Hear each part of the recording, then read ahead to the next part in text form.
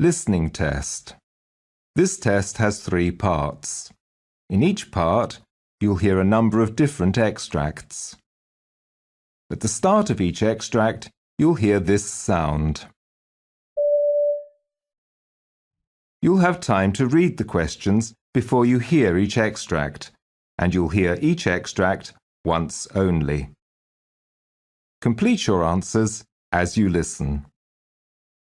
At the end of the test, you'll have 2 minutes to check your answers. Part A. In this part of the test, you'll hear 2 different extracts. In each extract, a health professional is talking to a patient. For questions 1 to 24, complete the notes with information you hear. Now, look at the notes for extract 1.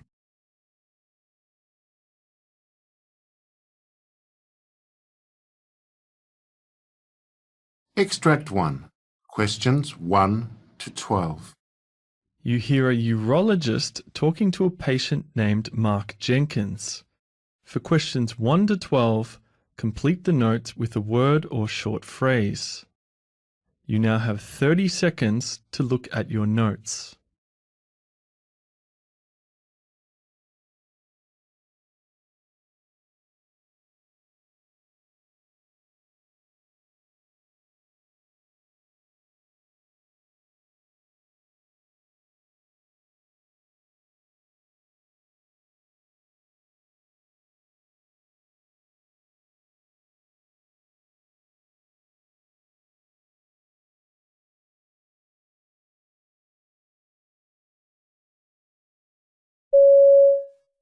Hi, come in. It's Mr. Jenkins, right?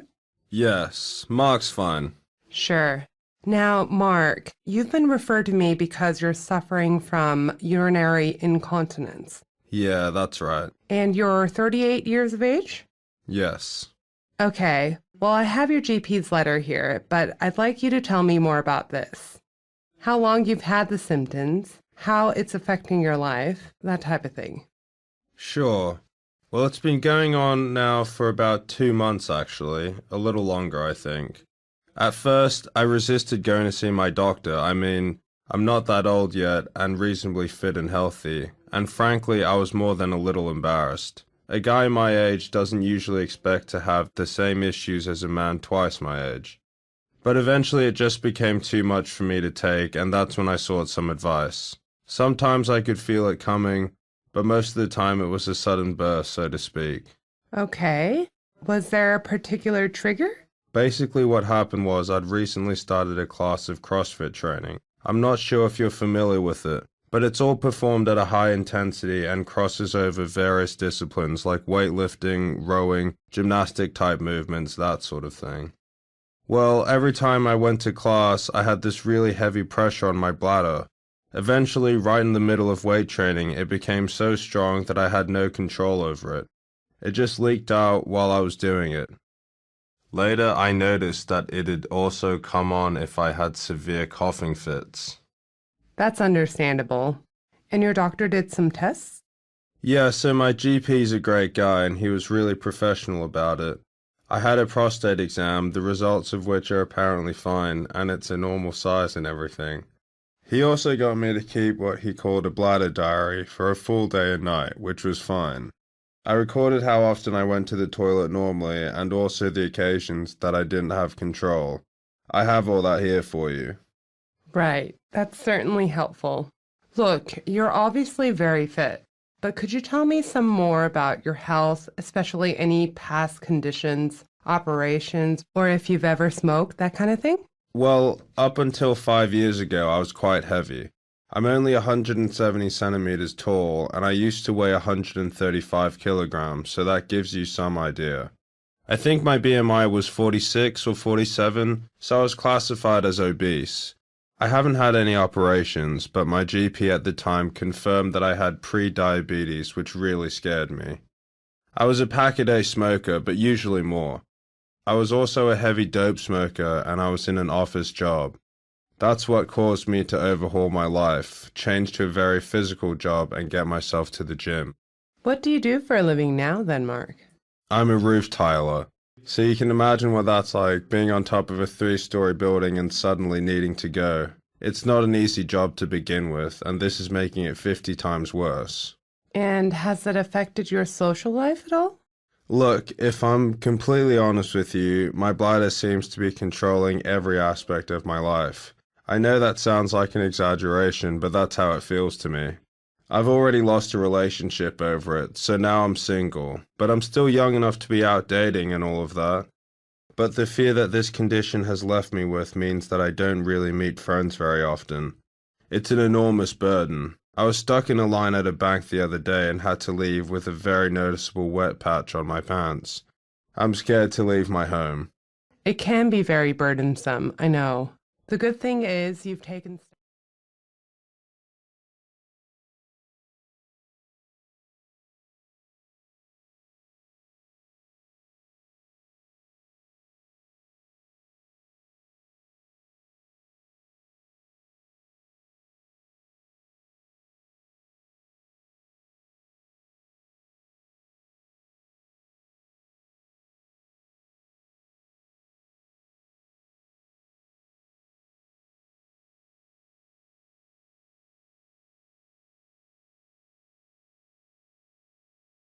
Extract 2, questions 13 to 24. You hear a general practitioner talking to a patient named Sarah Gleeson. For questions 13 to 24, complete the notes with a word or short phrase. You now have 30 seconds to look at your notes.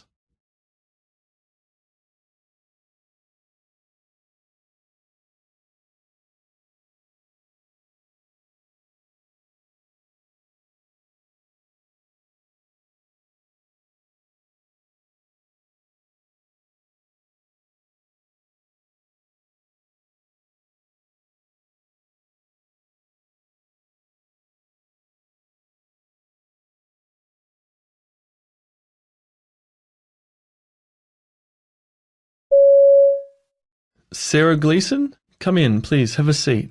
Hi, doctor. Thank you. So, what can I help you with today? Well, I'm a little worried because of a couple things, actually. I've been taking a combined oral contraceptive pill called Monofem to help me, well, for more regular periods. They've been a little crazy the last few months, so the last GP prescribed it for me. The first few weeks I thought I noticed something, like I just felt different somehow, a little off, but I thought it was just my body getting used to it. But it hasn't been getting any better, so I want to check that out.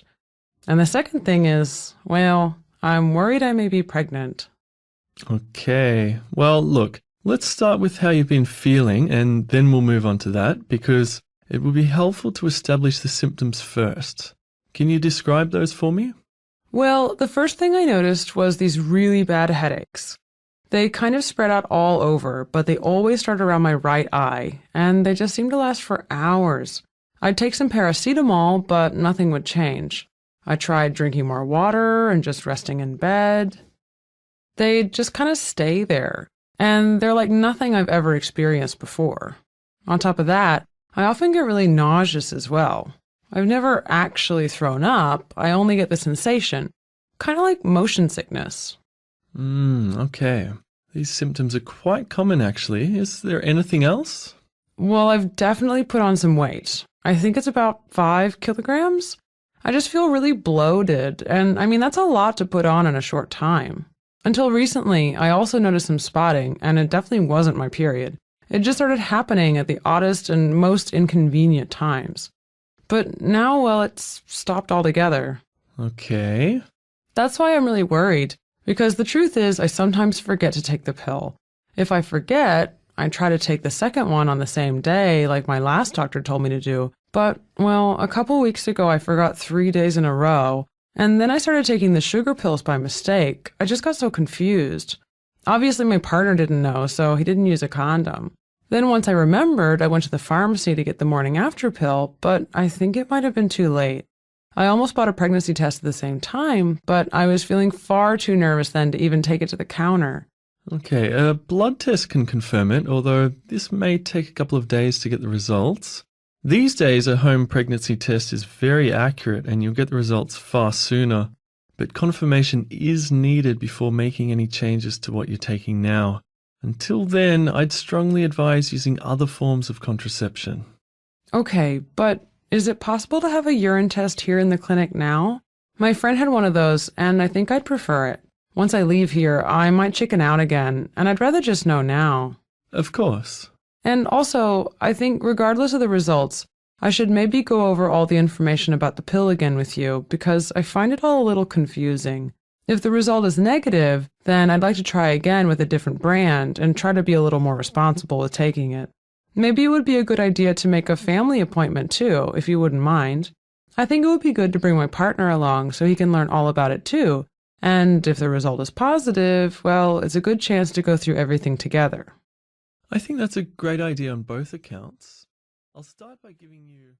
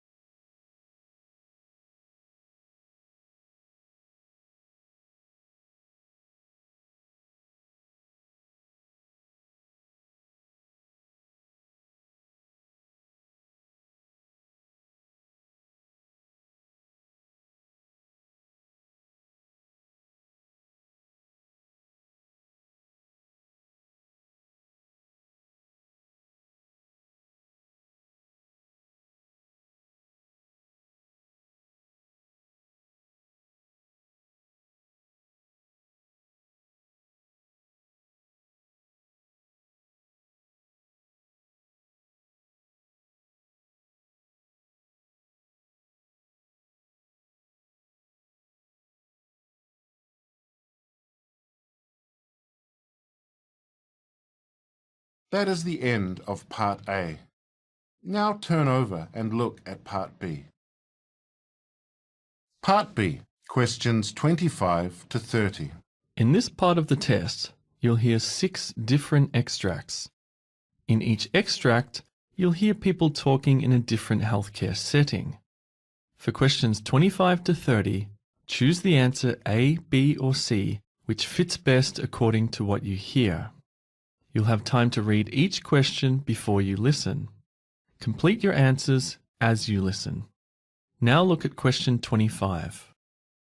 You hear a registered nurse explaining to a student the uses of a peak flow meter. Now read the question.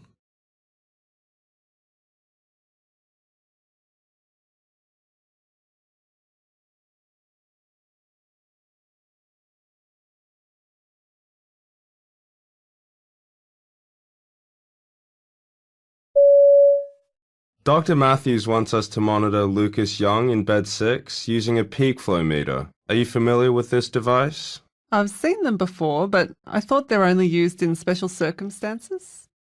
In short-term monitoring, they can be very useful for a number of reasons. For example, if a patient has suspected occupational asthma, the peak flow meter can help diagnose or exclude the possibility of asthma. It's also handy in monitoring a patient's response to new medication, or in this case, a change in dose. In most cases that I've witnessed, they're used to calculate the trigger point for a written asthma action plan. I see.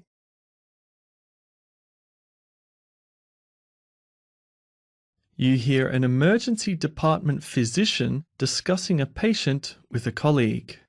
Now read the question.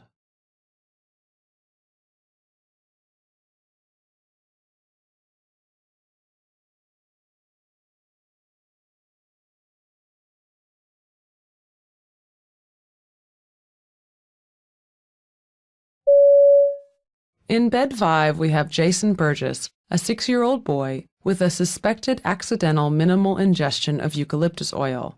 His initial symptoms included mild CNS depression, drowsiness, and ataxia. On admission, his breath smelled very faintly of eucalyptus. At the time of the incident, his mother was in the bathroom where there was an exposed bottle of eucalyptus oil on the vanity. She was distracted only momentarily, but when she looked back, she noticed oil droplets on the front of Jason's shirt as well as on his lower lip and chin. She cleaned his mouth and changed his clothes and thought he was fine, but around an hour later, she noticed his change in demeanor. We need to continue to monitor his vitals and watch for any changes in his current condition. He's appeared more alert over the last hour, so it's looking positive, but we can't be too careful in a case like this.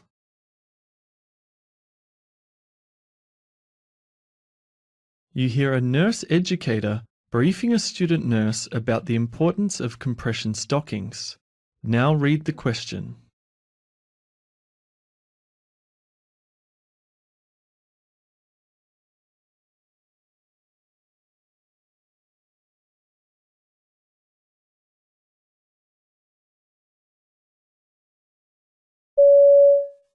Compression stockings are specifically designed to apply pressure to the lower legs, helping to maintain blood flow and reduce discomfort and swelling.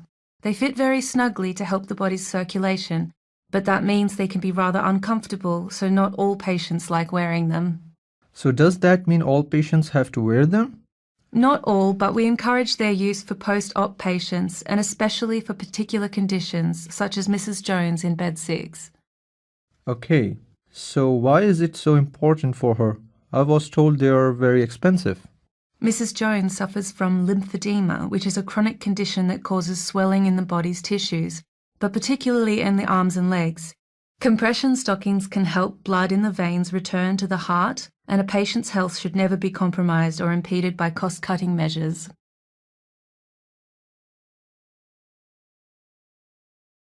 You hear an audiometry nurse talking to her colleague about a recent patient. Now read the question.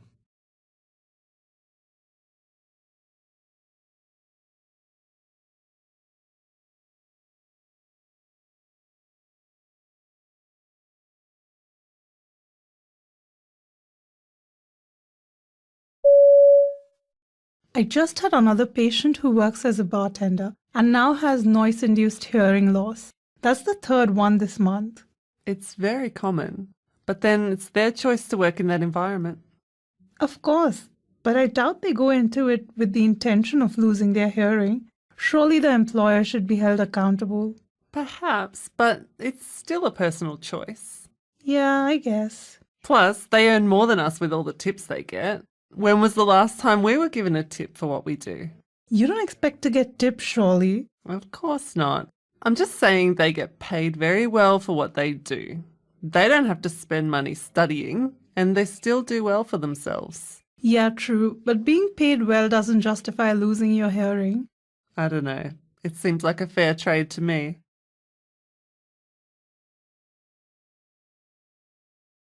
You hear a nurse giving instructions on subcutaneous injections to a patient. Now read the question.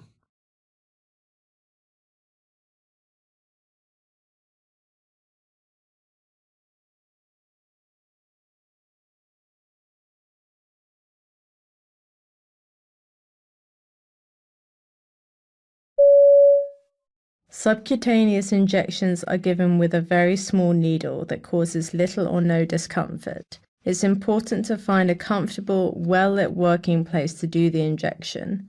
Remember that preparations for each injection are as important as the injection itself.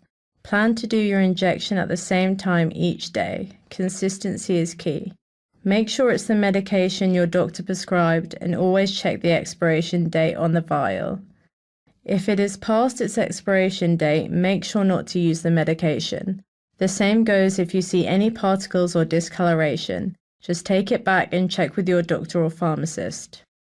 You should get into the habit of cleaning your work area with soap and water. Dry off the work surface with a clean towel and then begin to assemble your medication, disposable syringe and needle, your alcohol swabs and puncture-proof disposable container.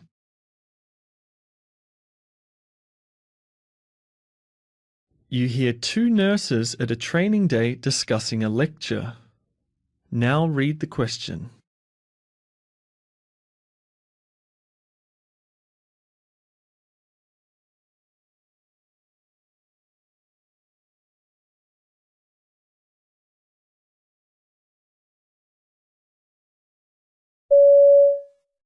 I can't believe we just wasted 20 minutes listening to a lecture on how to deal with patients with a fear of needles. Didn't you find it helpful? Oh, come on. That entire lecture was aimed towards a student with zero experience. I know what you mean, but I found the tips on how to get them through it quite interesting, actually. Especially from before you begin, like watching their body language or asking them to lie down. I mean, some patients faint before you even touch the skin. Didn't you already know that? You've been nursing for years. It's so obvious. Of course it's obvious, but it's good to hear it, especially knowing I'm not alone in finding my patients with needle phobia difficult to handle. I think I should have gone to the respiratory review on lung sounds.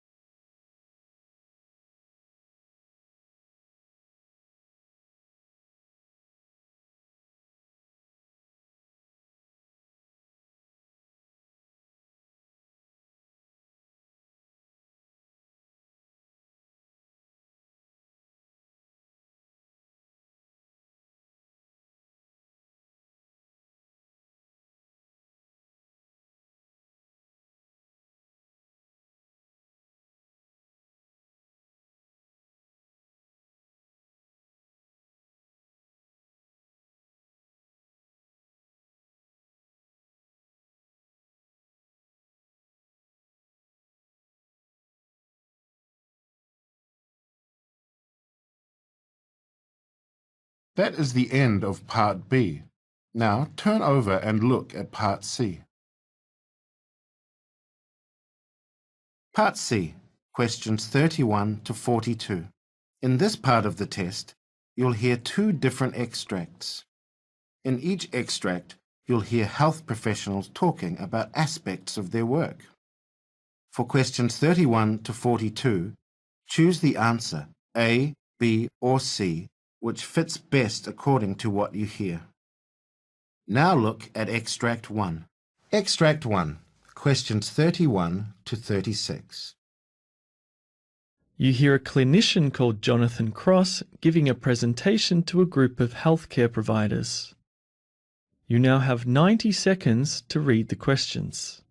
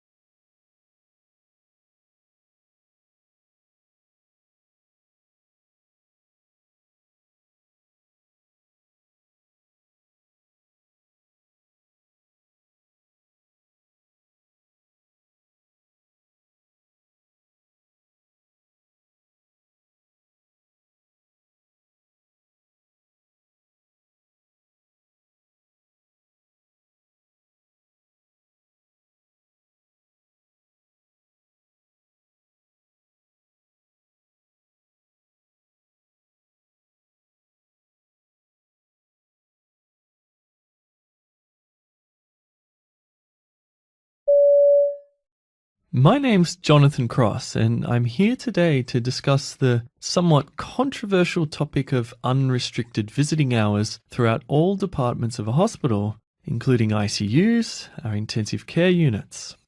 Across the globe, in every ICU, regardless of discipline or location, determining appropriate visiting hours is and will likely remain a challenge.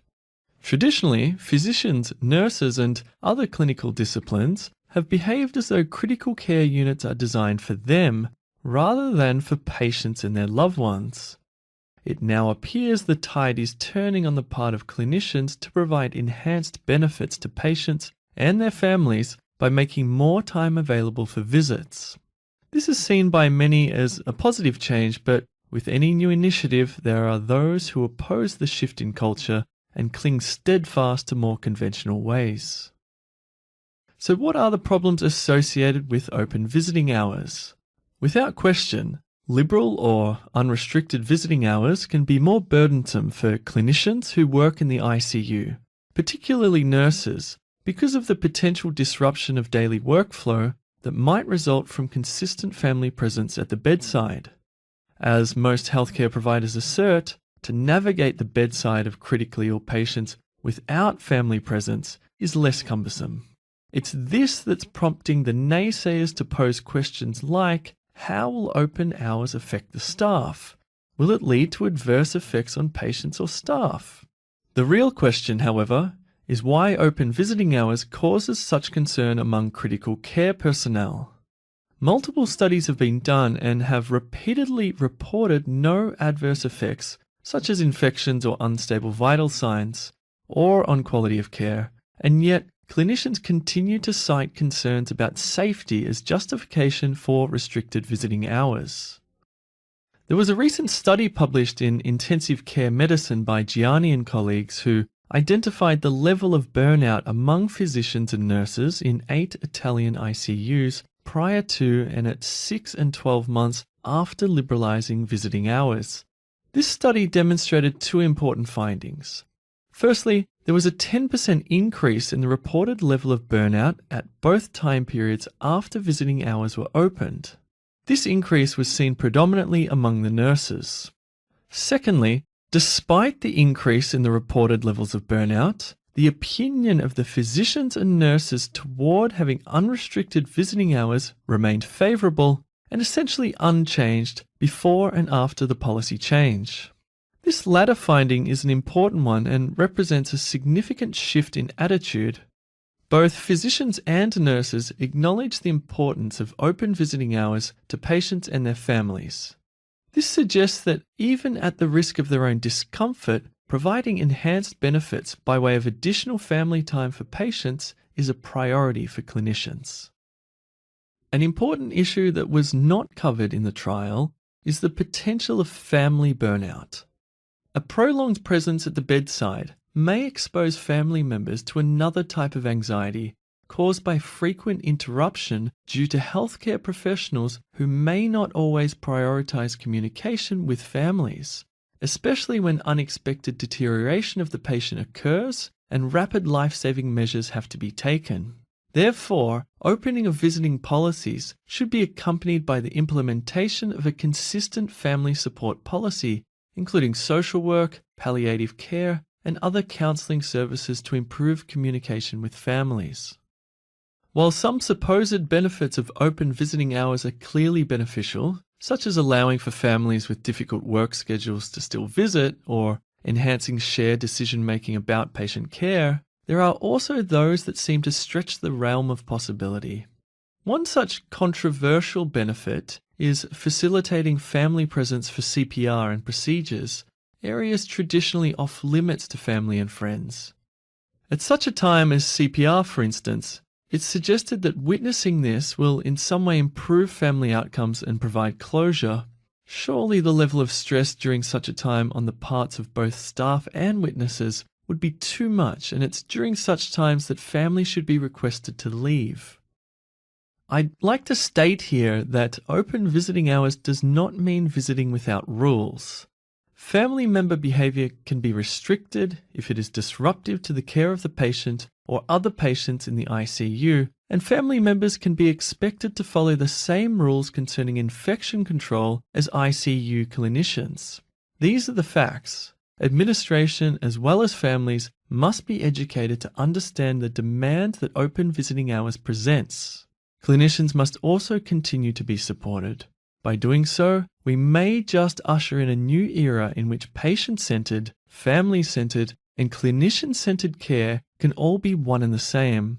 As clinicians who are loyal to the interests of our patients, we owe it to them to provide them the kind of environment in which critical care and death have occurred for many years outside the hospital, surrounded by the people they care about the most, rather than by strangers.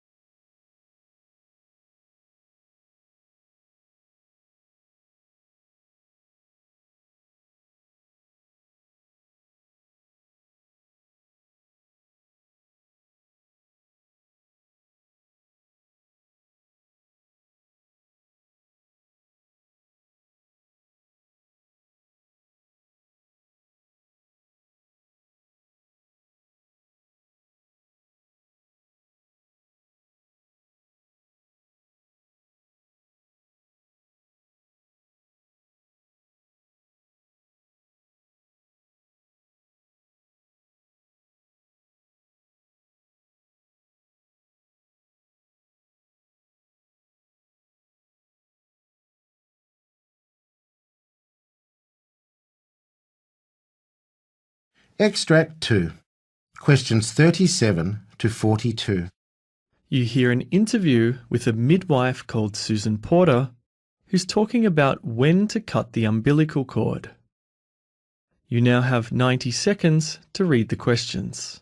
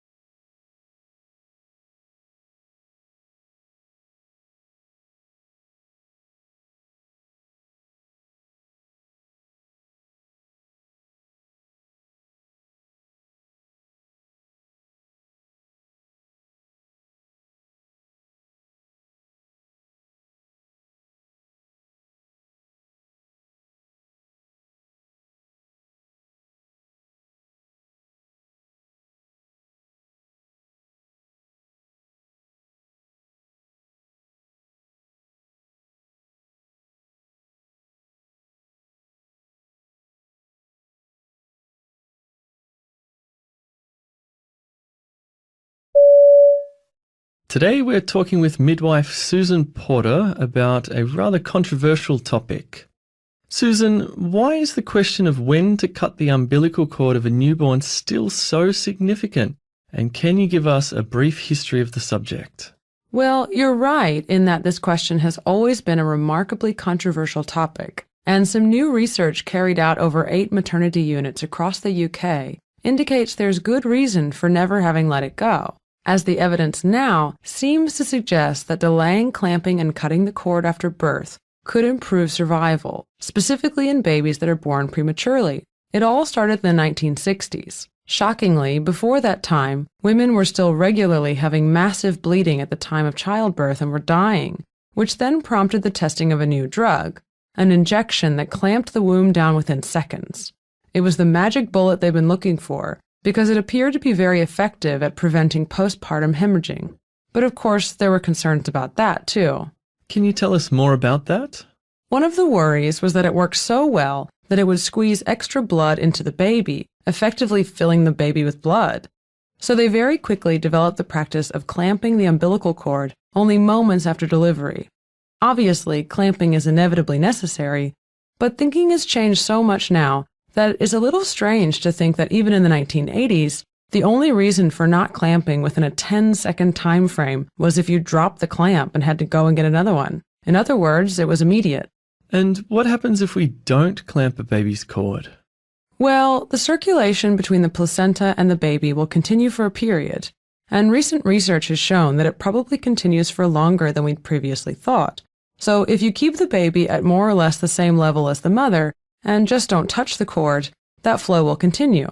That's how the baby breathes before it's born, so you need a bit of a transition for the baby to start breathing through its own lungs.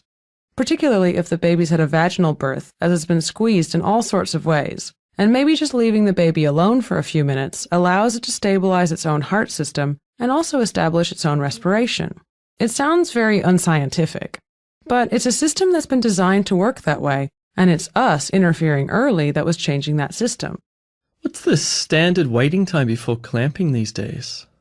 People typically use either 30 or 60 seconds, which is still fairly quick. I find it amazing that in the age of potentially sending a person to Mars, the best time to clamp still eludes us. In one unit I know of, for preterm babies, they absolutely delay. Healthcare professionals to this day still argue about it. The problem is that there have been dozens of previous trials, and they were very poorly executed.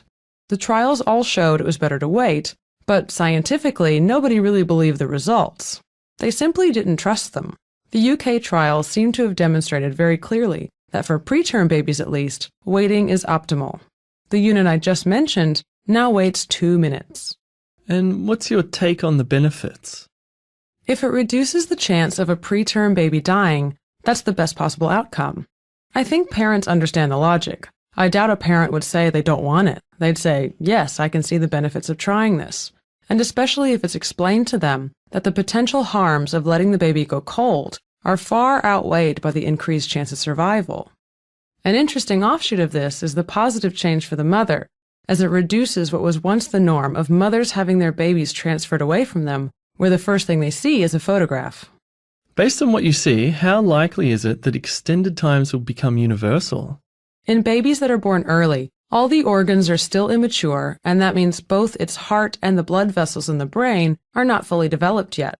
So one of the big problems is hemorrhagic stroke.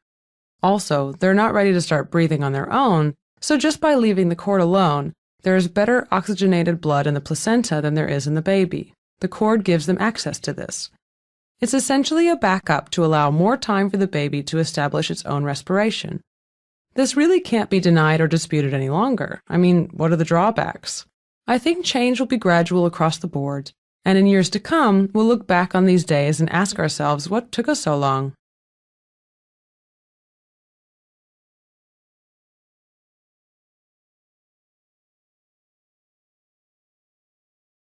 That is the end of Part C. You now have 2 minutes to check your answers.